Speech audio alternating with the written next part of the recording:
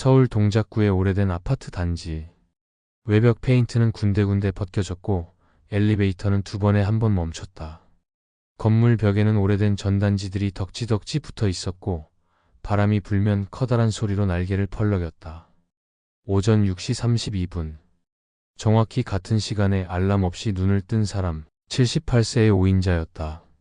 그녀는 잠깐 눈을 뜨고 천장을 바라보다 무릎을 꿇고 이불을 접었다. TV도 휴대폰도 없는 그녀의 방 안엔 자명종 시계 소리만 째깍째깍 울려 퍼졌다. 오늘은 무슨 요일이던가. 달력을 바라보며 그녀는 입속으로 중얼거렸다. 붉은 네임펜으로 표시한 날짜들. 가장 최근 표시된 날짜는 4월 12일 세탁소였다. 그녀는 부엌으로 나와 찬물에 세수를 했다.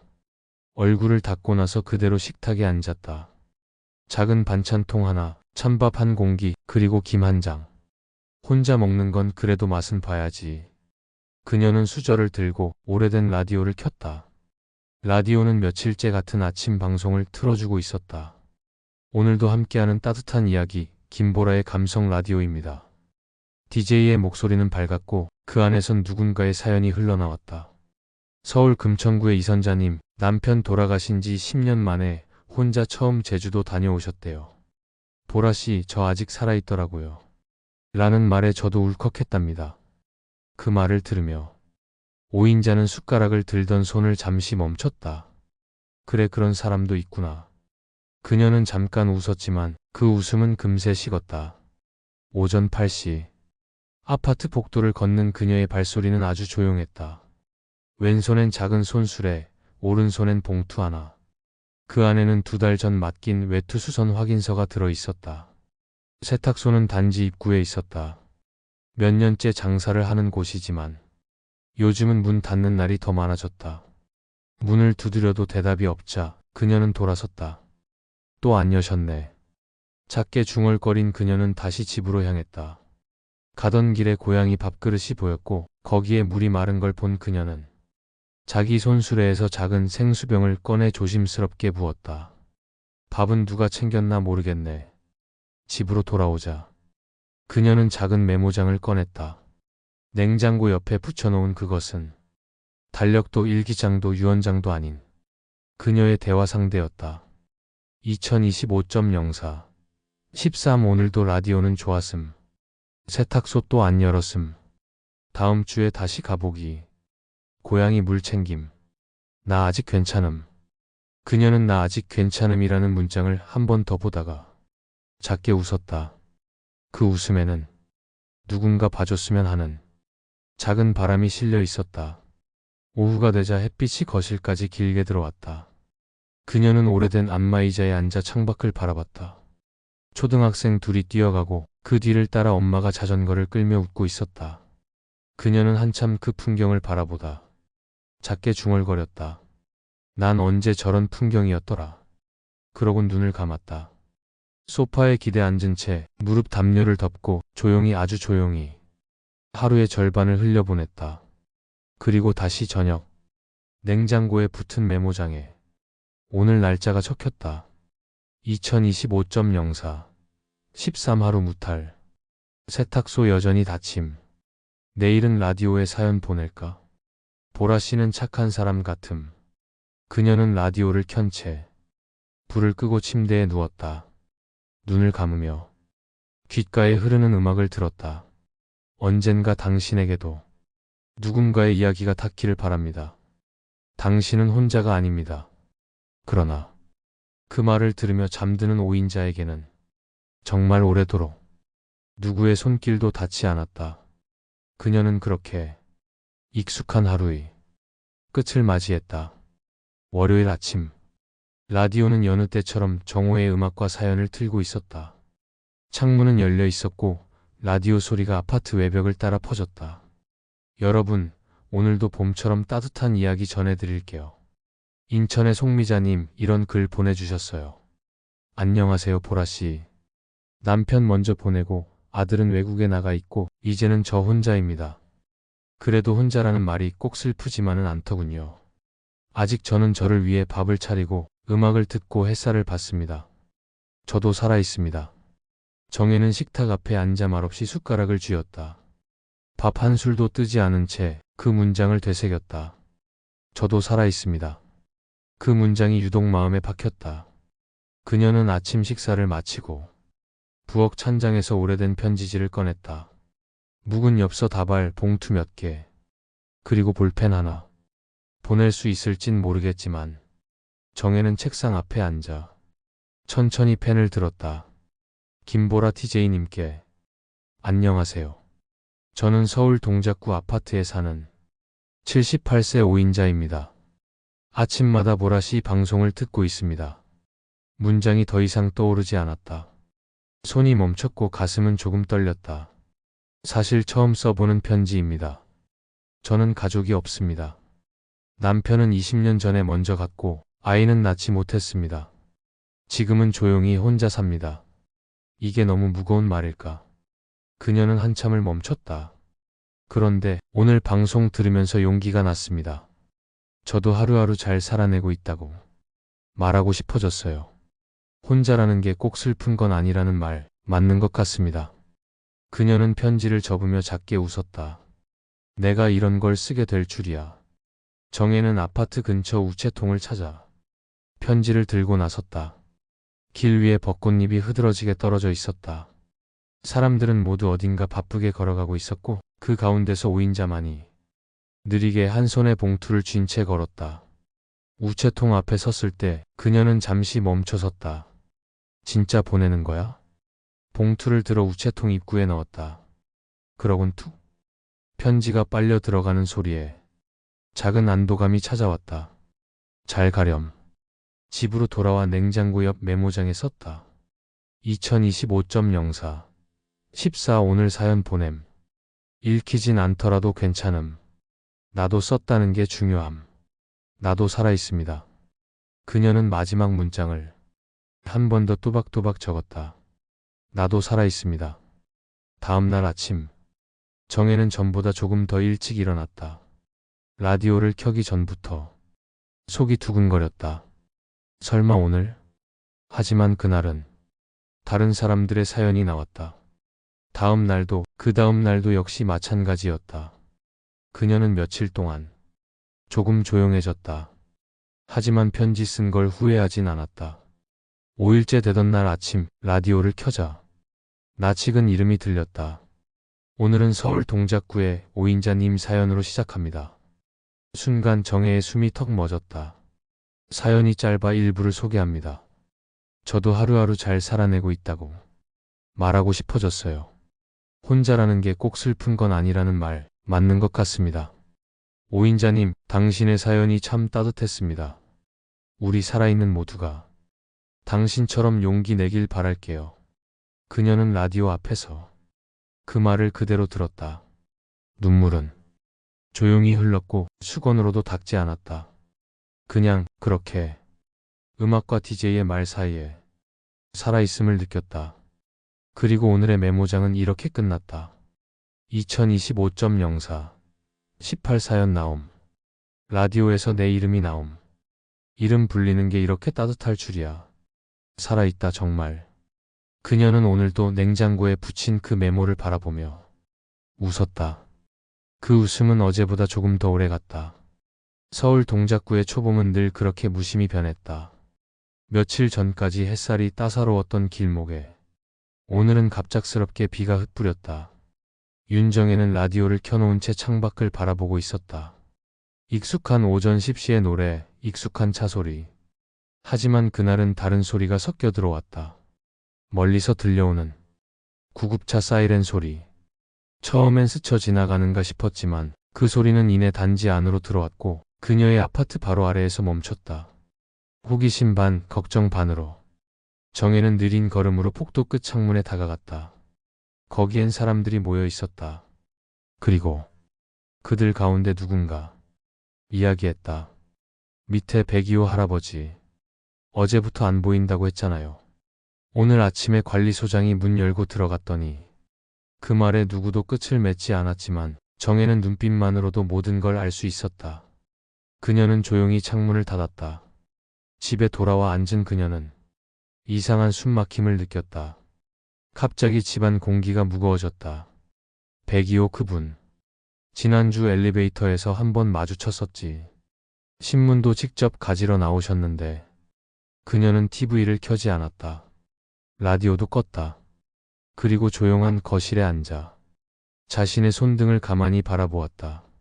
주름지고 검버섯이 드문드문 박힌 손. 그 손이 갑자기 낯설게 느껴졌다.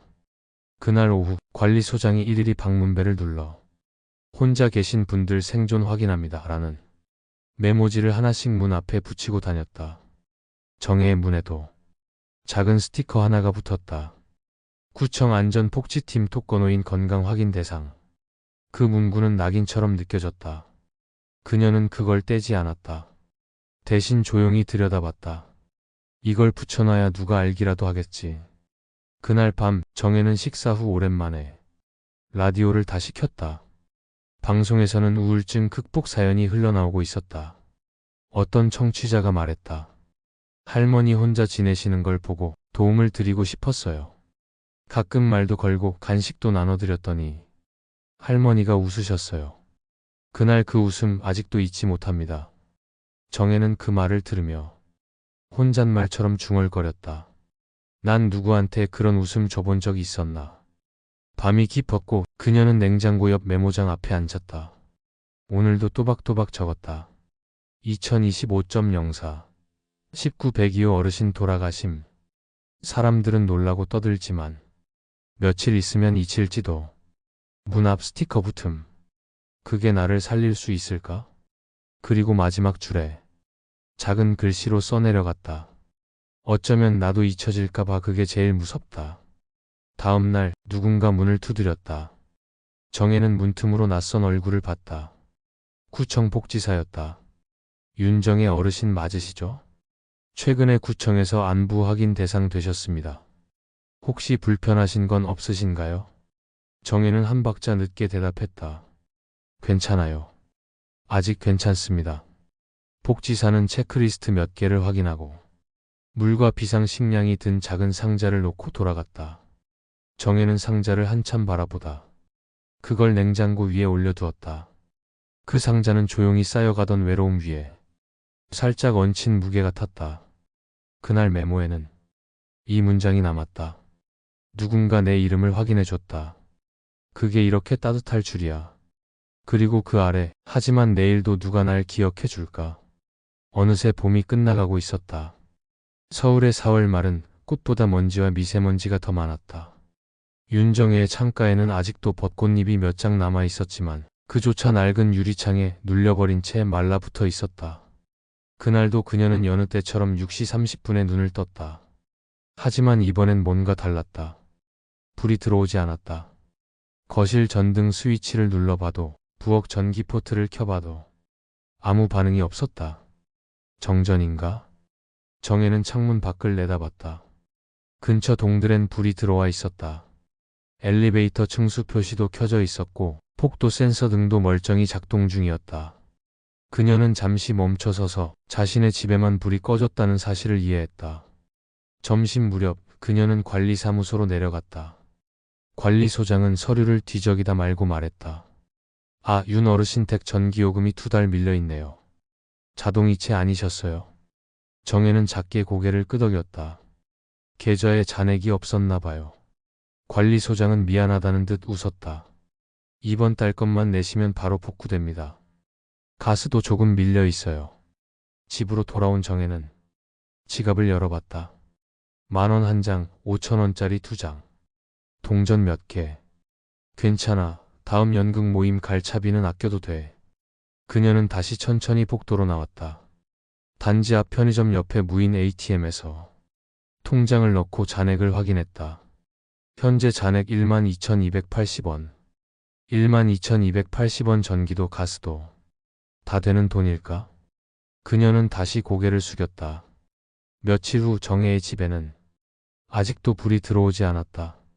그녀는 그 사이 매일같이 메모장에 새로운 문장을 적었다. 4.21 오늘도 정전. 커피 못 끓임. 차가운 밥 먹음. 괜찮음. 아직. 4.22 햇살로 방 데움. 라디오는 못 켬. 보라 씨 목소리가 그리움. 정혜는 라디오를 틀지 못한 며칠 사이 세상이 자신과 단절된 느낌을 받기 시작했다. 누군가의 목소리를 듣는 게 얼마나 중요한지 그제야 실감했다. 소리 없는 집이 이렇게 조용할 수가 있구나. 그녀는 거실 벽에 귀를 대보기도 하고 라디오 안테나를 손으로 잡고도 봤지만 전기가 없는 방 안엔 아무 소리도 들어오지 않았다. 심지어 요 며칠 동안은 구청 폭지사도 오지 않았다. 계절성 감기 확산 때문에 방문 폭지 업무가 잠시 중단되었다는 알림 메시지를 들은 게 마지막이었다. 정혜는 그마저도 라디오 방송에서 들은 것처럼 생각하고 있었지만 그마저도 틀렸다는 걸 며칠 후 깨달았다. 세상이 멈춘 게 아니라 자기만 조용히 떨어져 나가고 있다는 것. 그녀는 어두운 거실에 앉아 옛날 촛대를 꺼냈다. 남편이 살아있을 때 정전될 때마다 꺼내던 파란 유리 촛대였다. 그래도 이건 살아있네. 그녀는 초를 켜고 작게 속삭였다. 나도 아직 살아있지. 그날 밤 냉장고 위 메모장에 적힌 말은 짧았다. 2025.04 23불 없음. 소리도 없음. 그래도 살아있음. 그러니까 아직 괜찮다. 그리고 맨 마지막 줄에 정혜는 처음으로 이름을 써넣었다. 마이너스 윤정혜. 그건 누군가 언젠가 이 메모를 보게 될지도 모른다는 막연한 희망이 담긴 서명이었다. 정전된 지 엿새째. 윤정혜의 방은 햇빛이 드는 오전을 제외하면 어두웠다. 주방 전등은 켜지지 않았고 라디오는 멈춘 지 오래였다. 그녀는 여전히 하루 세 끼를 챙기고 있었지만 온도도 맛도 의미도 점점 옅어지고 있었다. 그럼에도 불구하고 정혜는 무언가를 기록하듯 냉장고 옆에 메모를 붙이는 일을 하루도 빠지지 않았다. 4.24 햇빛 좋음. 창문 열었더니 바람 들어옴. 살아있다는 느낌. 4.25 전기 아직도 안 들어옴. 관리소 가기엔 다리가 무거움. 배터리 없는 인형처럼 조용함. 4.26 꿈에서 남편 봄. 나보고 아직은 오지 말라 했음. 이상함. 눈물이 안 났음. 그녀는 그 메모지를 어느새 냉장고의 오른쪽 상단 모서리부터 가장 아래 왼쪽 귀퉁이까지 하루에 한 장씩 내려가며 붙이고 있었다. 냉장고는 이제 노란색 메모지들로 덮이기 시작했다. 그 속엔 그녀의 하루와 그녀의 기억, 그녀의 존재 증명이 하나하나 얹혀 있었다. 이게 누군가에겐 내 유산일 수도 있겠지. 그녀는 웃었다. 그 웃음은 씁쓸하면서도 묘하게 다정했다. 마치 오래된 친구를 바라보듯 냉장고를 향해 말했다. 이 집에서 나를 가장 오래 알고 있는 게 너일 거야. 며칠 전만 해도 누군가 방문을 두드렸었다. 폭지사 배달원 옆집 아이. 하지만 그 이후론 초인종 소리조차 들리지 않았다. 심지어 어제 아침엔 우유도 오지 않았다. 20년 넘게 정기 배달되던 그 우유. 기사님도 그만두셨나. 그녀는 현관문 아래 빗자루로 먼지를 쓸다가 고개를 돌려 냉장고를 보았다. 노란 메모지 한 장이 바닥에 떨어져 있었다. 그걸 주워 다시 냉장고에 붙이면서 그녀는 문득 손끝을 바라보았다. 떨림. 그 떨림은 무서운 것도 병도 아닌 그저 기억이 사라질까 봐 남기는 본능처럼 느껴졌다. 4.27 하루 종일 말 안 했음. 입을 열지 않아도 시간이 흘러감. 하지만 생각은 계속 말 걸어옴. 그래서 여기에 적는다.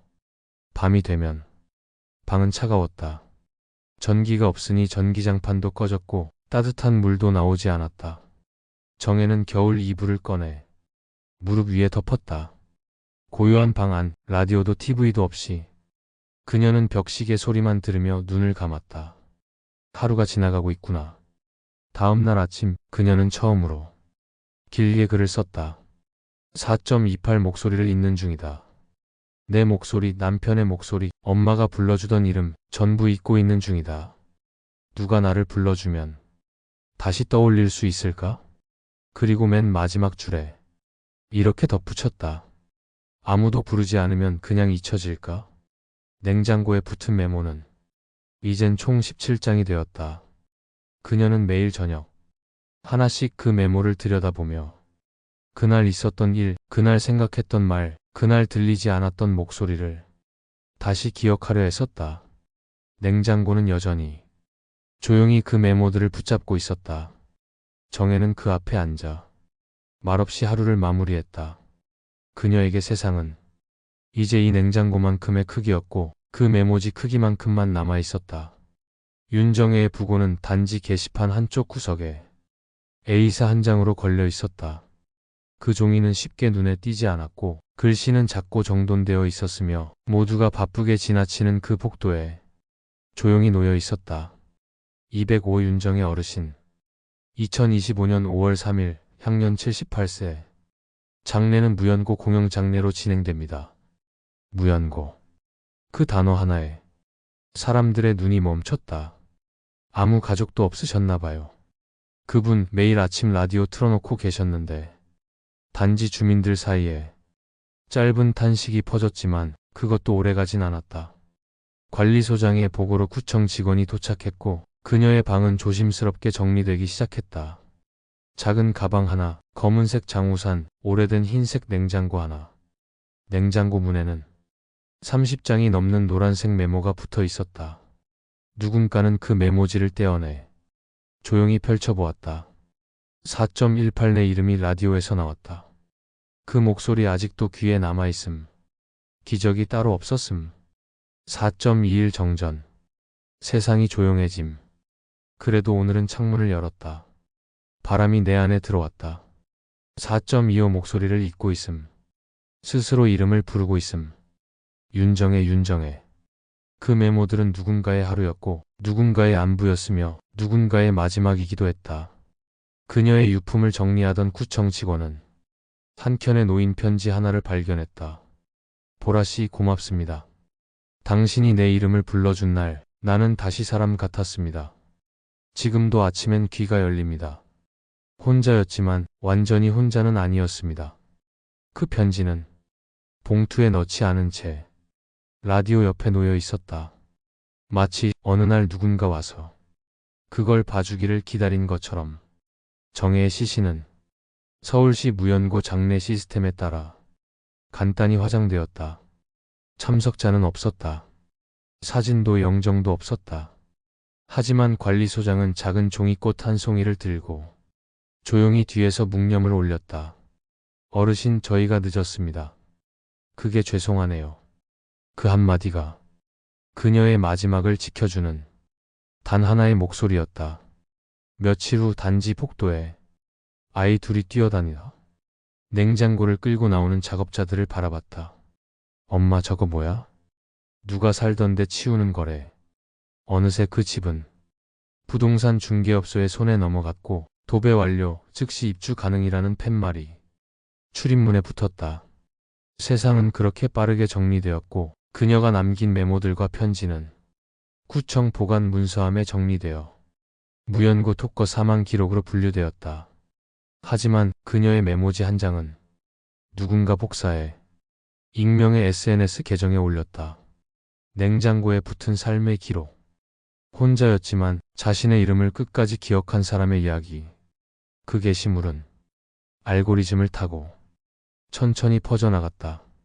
윤정혜라는 이름은 몇몇 사람들의 마음속에서 조용히 살아남았다. 누군가는 그 이름을 기억했다. 그녀는 조용히 사라졌지만 남긴 말은 누군가의 마음에 작은 돌멩이처럼 남아있었다. 살아있다고 말하는 용기. 혼자인 사람의 마지막 인사. 그 이름은 어쩌면 지금 이 글을 읽는 누군가에게도 닿았을 것이다. 서울 마포구 FM 95.9MHz 오전 11시 DJ 김보라의 음성이 라디오를 타고 흘렀다. 그날 방송의 주제는 기억되지 않는 이름들에 대하여였다. 청취자 여러분, 오늘은 조금 조용한 이야기로 시작합니다. 그녀는 잠시 숨을 고르고 조용히 말을 이었다. 며칠 전 한 청취자분께서 익명으로 편지 한 통을 보내주셨어요. 서울 동작구의 한 어르신께서 혼자 생을 마감하셨다는 이야기였습니다. 보라는 책상 위에 노란 메모 사본을 손에 올려두었다. 그 메모는 손글씨로 정성스럽게 쓰여 있었고 한 줄 한 줄이 마치 속삭이는 듯 조용했다. 2025.4 오늘은 라디오를 듣지 못했다. 그래도 어제 들었던 목소리가 남아있음. 그게 참 사람 같다. 보라는 그 메모의 내용을 한 줄씩 천천히 읽어나갔다. 스튜디오 안은 고요했고 마이크 건너 제작진들도 숨을 죽인 듯 조용했다. 이 어르신의 이름은 윤정혜님이었습니다. 라디오에 사연을 보내셨고 우리가 그녀의 이름을 불러드렸습니다. 그 후 그녀는 매일 냉장고에 자신의 하루를 한 줄씩 남기셨다고 합니다. 마지막 메모에는 이렇게 쓰여 있었대요. 오늘도 스스로 이름을 부른다. 윤정혜, 윤정혜, 윤정혜. 살아있었다. 그 순간 방송을 듣던 수많은 청취자들이 휴대폰을 들었다. 어떤 이는 그 이름을 검색했고 어떤 이는 SNS에 그 메모의 일부를 올렸다. 해시태그 윤정혜, 해시태그 냉장고의 기록, 해시태그 살아있다. 그녀의 이름은 다시 세상 속에서 울리기 시작했다. 그날 오후 동작구청 복지과에도 몇 통의 전화가 걸려왔다. 그 어르신 혹시 장례 일정 알 수 있을까요? 기부나 헌화 같은 건 안 되나요? 남긴 글이 너무 감동이어서 책으로 남기고 싶어요. 그리고 한 통의 짧은 편지, 수기로 쓰인 연필 글씨. 안녕하세요. 저는 75세 김명희입니다. 저도 혼자 살고 있고 매일 라디오만 듣습니다. 윤정의 어르신 이야기를 듣고 저도 누군가에게 말을 걸고 싶어졌어요. 저 살아있습니다. 라고요. 그날 밤 김보라는 라디오 방송을 마치고 개인 SNS에 짧은 글을 남겼다. 정혜님, 당신은 사라지지 않았습니다. 당신의 말은 수많은 사람의 하루를 다시 살아있게 만들었습니다. 어쩌면 혼자였던 건 우리였을지도 몰라요. 우리가 당신을 잊지 않는 한 당신은 지금도 살아있습니다. 이후 서울시청 웹사이트에 작은 아카이브 페이지 하나가 생겼다. 냉장고 메모 기록관. 고독사 어르신이 남긴 생애 흔적. 누구나 볼 수 있게 공개된 메모지 사진, 글자체, 날짜. 방문자는 매일 수백 명씩 늘었다. 댓글엔 각자의 이야기가 붙었다. 저도 하루를 기록해 볼게요.